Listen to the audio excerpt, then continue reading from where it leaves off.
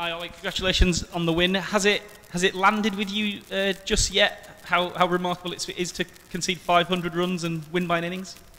I mean, I think everyone knows what a special win that'll be. I think credit to those two Yorkshiremen yesterday, the way they went about their stuff. I think in another situation, I think you play a few more shots when you're kind of past your 100 sometimes naturally, but they knew how important it was to get us up to that massive score. So credit to them, and then the way the bowlers bowled was phenomenal. So it's been a serious effort from those guys, and the heat, the way they've charged in all day, the way the spinners have bowled as well. So yeah, really pleasing performance. Have some of the wins that you guys have put together from unlikely situations in the past, do they help you believe that when you're sitting in the changing room, knowing you might need 700, 750, 800 runs to force a win, that you can do it? And I'm thinking about a game where you had a great impact in Hyderabad, for example, at the start of the year. You know, do you look back and think we've done it before, we can do it again? Yeah, absolutely. You take the confidence from those previous performances when you're that far behind in the game. I think the main thing for us in that changing room, we try not to think about the end result too much during the game, especially if we're behind. We know that if we can rock up and just give absolutely 100%, chase the ball as hard as we can in the field and do those small things, then hopefully the bigger things will look after them as well. And that's allowed us to go and put together these good performances and these good wins in situations where potentially in the past we wouldn't have got over the line. Of course, the match, I think we spoke at the start of the game about welcoming Jack back into the team, a real solid citizen, guy you can rely on as a captain. He's had a great week here, and he's been the man to finish it up for you. Just a word on what he brings and what he has brought this week. Yeah, absolutely. It's been great to have Jack back in and around the squad. You know exactly what you're going to get from him as a bowler. He's obviously a very experienced bowler. He's taken a fair few test wickets now and played a lot of first-class cricket too. So he's been awesome to have back around. And I think the way that him and Shoaib Bashir can complement each other throughout the rest of this series is really exciting as well. They've obviously got slightly different skill sets.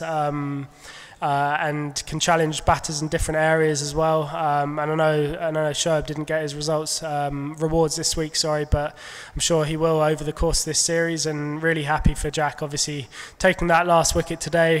Spent a while out of the team. And credit to him for how he's come back, and he's bowled his heart out, and he's had a bit of bad luck over the last couple of years along the way. So couldn't be happier for him.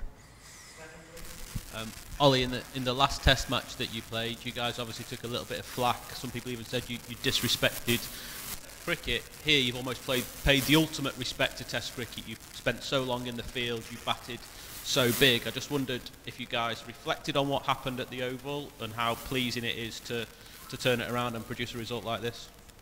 I think firstly what I would say is I know there was a lot of chat about that, but at no point would anyone in that team ever disrespect Test cricket. Everyone absolutely loves it, and I know there was chat about underestimating opposition. I think Baz might have mentioned it before this game. That didn't come from anyone inside the changing room. I think that was a general thing that was spoken about outside of the changing room, not from within us. We respect every opposition we play and know the skills they've got.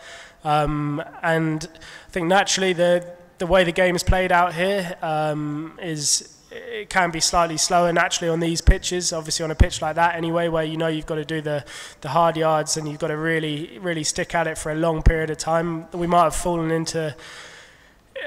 made, I don't want to say a mistake at the Oval, but we might have thought things were going to happen quicker than they did, because we knew that you could score quickly, but you could also take wickets quickly as well if you got it right. And this pitch is kind of the complete opposite to that kind of wicket, and that's kind of what we want to be good at as a team, is adapting to those different scenarios. And we got it slightly wrong at the Oval, but I think the way, especially those two Yorkshiremen batted this week, and the way the bowlers bowled and the different plans that they and the chances they created was awesome. Should this send to other opponents that even 5-5-6 isn't safe against this England team? Yeah, I mean, I think 550, it's a lot of runs, and I think obviously when two guys get in and go massive, and it's a great thing for us going forward, mainly because we know that there's guys throughout the order that can go and put those massive scores together. I know Joe Root's done that for years, and it's obviously Harry Brooks by far is biggest, and we'd like to think as a batting unit on another day different guys will step up. I mean, obviously we made 800, and I got a donut as well. So that's so on another day that there's other ways of getting to those massive scores too. So no, I think puts us in a really good place going forward. Ollie, you've been involved in some pretty amazing wins since Brendan took over 2.5 years ago. Where would you place this one? Oh, it'd be right up there. I think there's probably definitely top three. I think I can think of probably Islamabad was right up there, and then I think Hyderabad as well was right up there, and Trent Bridge. I think probably those four of the ones that as a team we really look back on, and this is right up there with the rest of them too.